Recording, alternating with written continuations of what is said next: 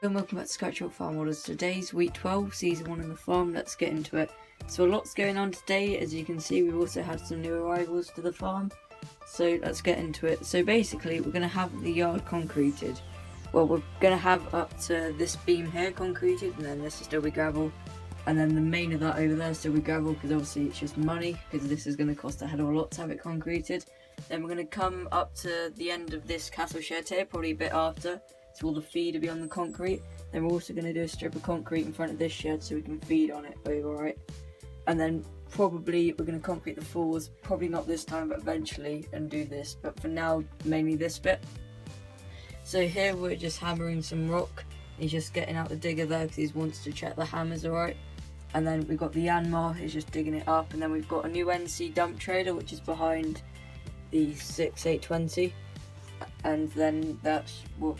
Well, we were using the Joskin trailer, but it's too small for the contracting, so we finally bought this NC dump trailer, which has been really good. Then we've got the grading bucket there as well to scrape it up afterwards. Then we had a sand delivery, sharp sand to go at the base of the concrete to make it set really well. And we're also going to have a new pit. We built this pit ourselves to start with, and we did a sort of a nut job of it in a way. We didn't really do it that well, we just threw it up quickly because we needed a pit. So you can see the walls are starting to lean in, and we put telegraph poles on the inside because we built it right up against the shed, so the pit's going to get completely redone. So the JCB 0816 is just hammering the rock, then the Yanmar's obviously scraping it all out. That bit in there is going to get redone because it didn't really get done too well around the corners, and obviously it's going to get done in there. Then at the back of the sheds, as you can see, we just put a load of OSB up, because obviously we just had the sheds quickly done up, and then we're going to put proper block walls at the back there, and then everything's the same in here. And then the topper will be coming out soon, it needs its service, and the forklift and everything's in the lean-to. We're going to concrete under the lean-to. We probably should have done that before we put the lean-to up, but hey ho, it's there now.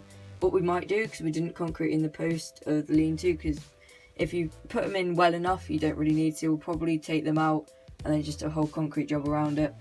In the workshop, we're really busy. No one's in the workshop because everyone's out working, but the Ford is coming on well. It's had its first coat of paint. There's a bit of overspray on the mud guard, but we'll probably sort that out somewhere. And we got a new seat for it now because the seat had gone, and then the hitch has been redone as well. And then we're just working on hydraulics, and that'll be good to go as a scraper tractor. And then this is the mulcher of the JCB, the other one, the JCB 8060, which is over there. And then obviously, well, it's sheared off, so that's going to get welded up. Then the ride-on's in here to have it serviced, and then the deck's up there, which will be going back on as soon as we finish. Then we've got some bits down here. It takes tyres off the rims and the sack truck. That was over in that shed, but because we had to empty it, came back over here. Then we've got the fuel tank down here. We're going to move it. It has been slightly moved with the Yanmar already.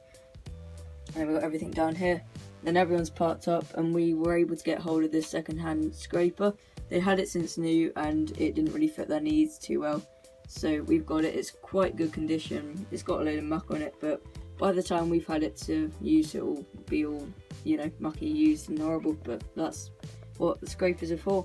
Then we've got all the trailers over here, and then we've got the digger trailer there, because the trailer over there works better for the digger trailer than that one does. We'll probably do a new top on that one somewhere.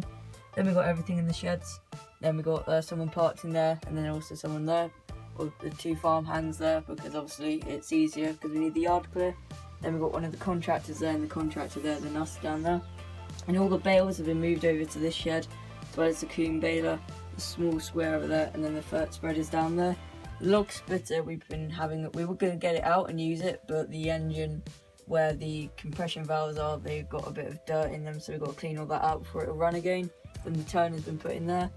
Then obviously there's a field behind this on both fields, but we separated them off because we wanted them smaller. But we're deciding we're just going to have a big open field, because they were going to be lambing pens, but we'll probably put an electric fence up there and then have the field behind. So we're ripping out this hedge, and then by next time you'll be able to see the field behind it. And then down here we've got the Kubota on the chain harrows, and the digger trailers up there on the back of the Land Rover. We've got the Kubota on the Land Rover, and then obviously that's just chain harrowing. This is the last bit of chain harrowing, and then we'll be on to rolling. we would have finished all our chain harrowing and rolling by next week, I'd say, probably on the last bit of rolling, because we do a lot of chain harrowing rolling contracts, not sort of more local, because we don't have the 3-point chain harrows, which we like to get eventually. We just got the drag ones. We don't have a roller yet, but it's on order from the dealership, so that'll be coming soon. And then all the way over from Ireland, from Model Farmer 6710's dealership, we have the New Holland T6 and the New Holland telehandler on demo. We're not quite sure how long, it'll probably be a week or two. So we were going to get a case to replace the Fendt, but obviously we haven't quite yet, because, you know, the Fendt's down at the contractor's yard. You'll see that in a bit, because we're between the case and the New Holland, so we're not sure yet. But we got this on demo, and also the telehandler on demo, which would be nice, a bit of an upgrade from what we've got for a while, which is also why the John Deere telehandler is nowhere to be seen down at the contractor's yard at the moment. Then over here we've got the 3650 on the plough, and that's just going out on a bit of a ploughing contract. In here we've had a load of muck tip on that soil, and that's going to get mixed in and spread. And we've got the fire, then this field will be getting sorted out again, that hedge will be coming out, and then we'll be into a bigger field. And then this pile's got bigger because we had another load of gravel on top of it, because this will get mixed in with the sand to make a really nice base of the concrete to sit on, so it doesn't move as the ground settles over time, and we'll have to get a big compactor in. Well, actually, I'll show you down at the contractor's yard when we get there. We bought a roller.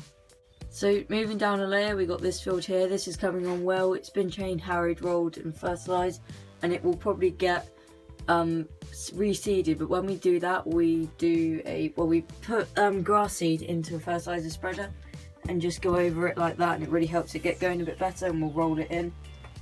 Then we've got the gravel is going down here. We've actually used that now all over the place.